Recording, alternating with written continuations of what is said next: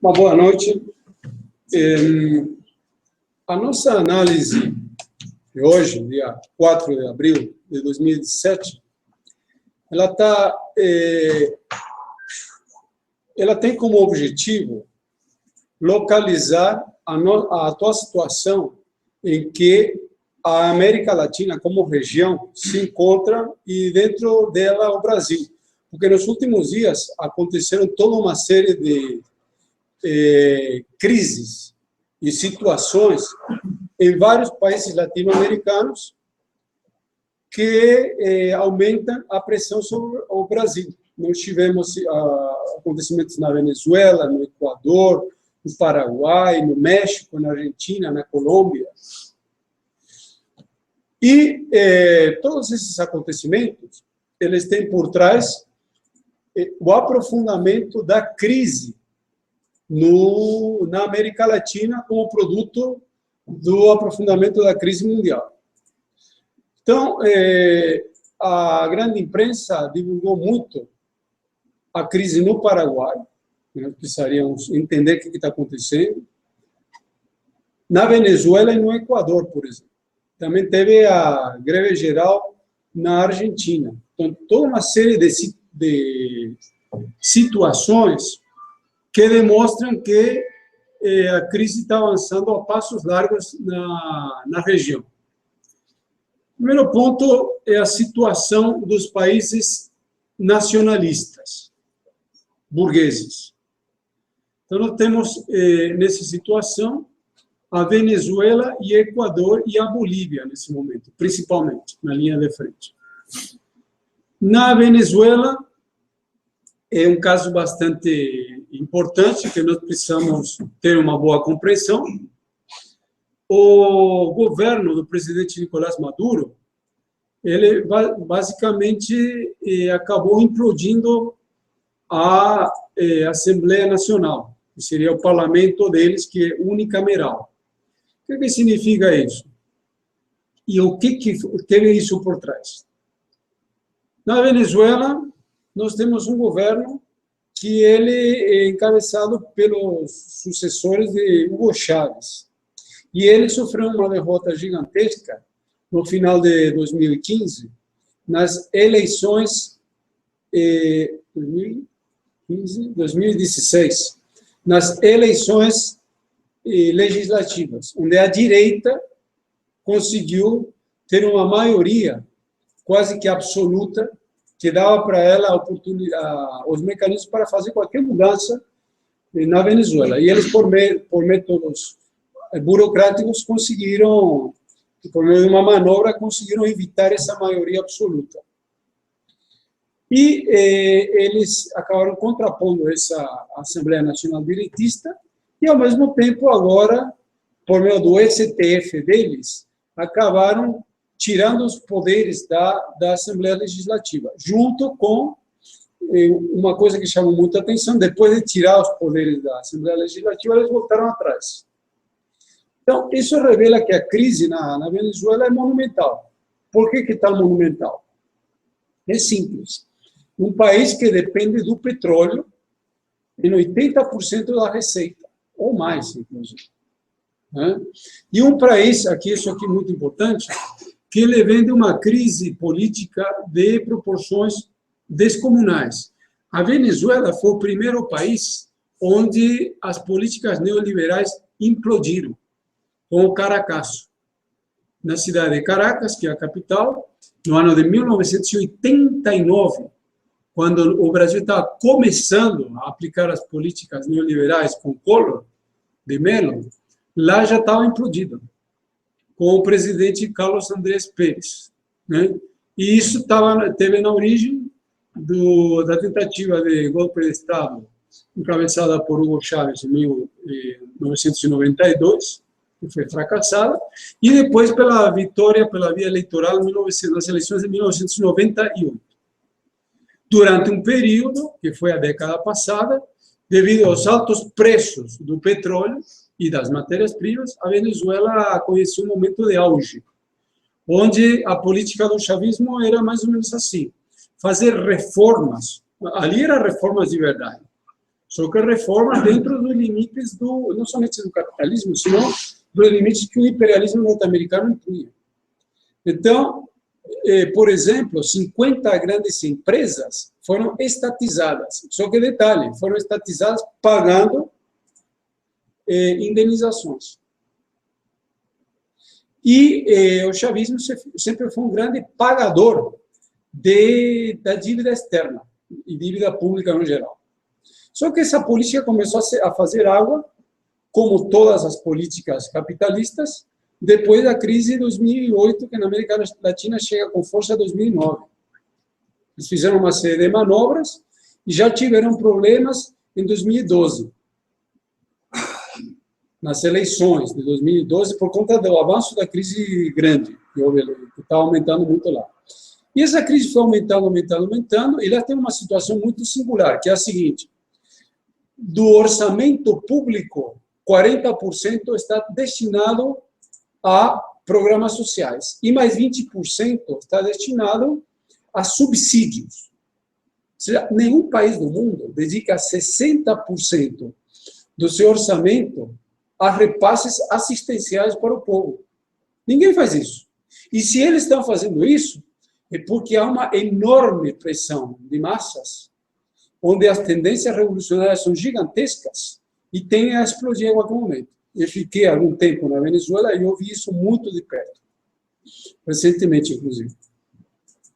E agora, um ponto muito importante, nas eleições de 2016, o que acontece? A direita, que é uma direita hiper recalcitrante, direitosa, inimiga do povo até as últimas, né? Está unificada na chamada Mesa da Unidade Democrática, MUD.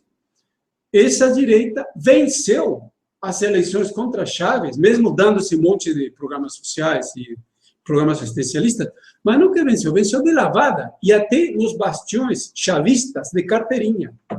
Por exemplo, lá existe um complexo de prédios chamados, deixa eu ver se me lembro o nome, 23 de janeiro, onde o chavismo teve origem, inclusive. No golpe de Estado de 1992, uma grande base de apoio via daí. São grandes blocos de prédios, demora um monte de gente pobre. E até ali perdeu o chavismo. O que é normal, porque foi um voto de castigo. Castigo ao quê? Castigo ao burocratismo, porque esses governos são totalmente burocráticos. Castigo à enorme crise social, a um problema até agora de desabastecimento brutal. Você vai num supermercado, não tem praticamente nada. E você é obrigado a comprar a maior parte das coisas no mercado negro, a preços 5, 10, 15 vezes o valor que está no mercado oficial. Só que no mercado oficial, aquele problema.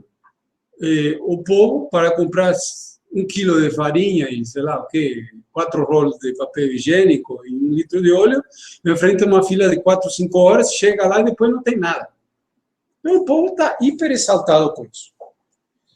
Só que, por outra parte, lá temos uma característica muito singular, que isso vale a pena. Todo brasileiro consciente deveria, e todo revolucionário deveria pensar nisso aqui. Quando o Chávez vence as eleições de 98, ele começa a fazer uma série de reformas e, principalmente, começa a direcionar a renda petrolífera para os programas sociais. E, em 2002, essa direita recalcitrante, ela tenta um golpe de Estado contra o chavismo. E o golpe de Estado fracassa. Uma parte da população se arma. E eles tentam mais um golpe de Estado por meio de logo a seguir, de uma greve patronal na empresa de petróleo. E a greve patronal é quebrada. E o golpe ele fracassou porque houve um gigantesco movimento de massas da população. Então, o que acontece? Isso deu lugar a uma limpa geral nas Forças Armadas e uma parte da população está armada, principalmente nos bairros mais pobres. Por conta do processo de burocratismo do chavismo, uma parte dessa população armada está no crime organizado. Outra parte está controlada pela direita, mas uma boa parte da população ela está vinculada aos movimentos armados, está vinculada aos movimentos sociais. Por que é uma coisa que todo mundo deveria se perguntar? Por que eles não fizeram na Venezuela até agora o que eles já vêm fazendo em vários países? Por que eles não deram um golpe de Estado lá parlamentar, tipo no Brasil, Honduras, Paraguai? Por que eles não deram um golpe de Estado parlamentar? Ou por que eles não deram um golpe de Estado armado? Por que eles estão com tanto medo? Na teoria seria contra o chavismo. Por quê? Bom, é simples, ele não tem tanto medo do chavismo, porque o grosso do chavismo quer fazer um acordo com essa direita. Só que o problema é que esse acordo implica, e eu até tenho um número, pelo menos quando eu estava na Venezuela, as eleições eu me confundi, foi em 2015 mesmo. Foram em dezembro de 2015. Bom, mas quando eu estava lá, em janeiro de 2015, dezembro de 2015 e janeiro de 2016, o que nós tínhamos era assim, o chavismo doido para fazer um acordo com essa direita, só que essa direita fazer esse acordo com o imperialismo e com o chavismo precisava de um empréstimo de 50 bilhões de dólares que teria que vir do Fundo Monetário Internacional, que ele não daria isso de graça. Daria isso com um monte de condições. E para segurar o povo. Os movimentos sociais lá são hiperradicalizados. Vai tirar essas missões, que são os programas sociais. Muito difícil. Pode gerar uma revolução lá. E uma revolução na Venezuela, a Venezuela é um país importante. Poderia ter um efeito contágio em vários países da região. Esse é um ponto para se considerar. E hoje, que nós tivemos o chavismo, vai lá e tira todos os direitos dessa Assembleia, e o máximo que teve foi algumas ameaças. Mas para a gravidade do que era realmente um golpe de Estado chavista, a direita e o imperialismo não fizeram praticamente nada. Pressionaram, e aí o chavismo recuou 3 dias depois. Por que o chavismo recuou? É simples. A crise é brutal, porque o chavismo nunca fez o que deveria ter sido feito, que é promover um profundo programa de industrialização. A economia, além do boicote do imperialismo, ela foi boicotada pela própria burocracia do chavismo, né? E eles acabaram tendo uma economia que hoje está totalmente implodida e capengando. A dívida pública na Venezuela é de 100 bilhões, dos quais mais de 40, quase 50 só com a China. E eles estavam tentando, sabe fazer o quê? Estavam tentando privatizar a PDVSA. Uma parte da PDVSA, que eles já privatizaram a filial da PDVSA nos Estados Unidos, que distribui gasolina. Seria tipo a BR, distribuidora da Petrobras, só que nos Estados Unidos. E, a partir daí, eles não queriam passar pela aprovação da Assembleia Nacional, controlada pela direita. Bom, poderíamos falar mais algumas questões sobre a Venezuela. Se houver alguma dúvida, abrimos para as perguntas. Mas o ponto fundamental é o seguinte: essa situação de enorme crise da Venezuela, ela revela a dificuldade do imperialismo para avançar contra a população, para aplicar fortes ataques, o que está colocado em toda a região, para não falar em todo o mundo. E esses governos da esquerda burguesa, eles também estão contra as cordas, porque eles têm muito medo a um processo do ascenso revolucionário das massas, que poderia enterrar o regime burguês pela esquerda, por um movimento de massas. Lembrando que esse tipo de movimentos, eles são capazes de fazer qualquer coisa. Acordo até com Hitler, como ele já, de fato, por meio dessas políticas, permitiram que Hitler subisse ao governo na Alemanha, Mussolini na Itália, Pinochet no Chile, Castelo Branco aqui, assim sucessivamente. Isso eles até toleram. Mas promover uma revolução armada de massa, nunca. Porque é uma esquerda burguesa integrada ao regime, o que é totalmente natural esse tipo de políticas. a situação da Venezuela está na linha de frente da desestabilização e o potencial de implosão de um país com uma importância média na América Latina.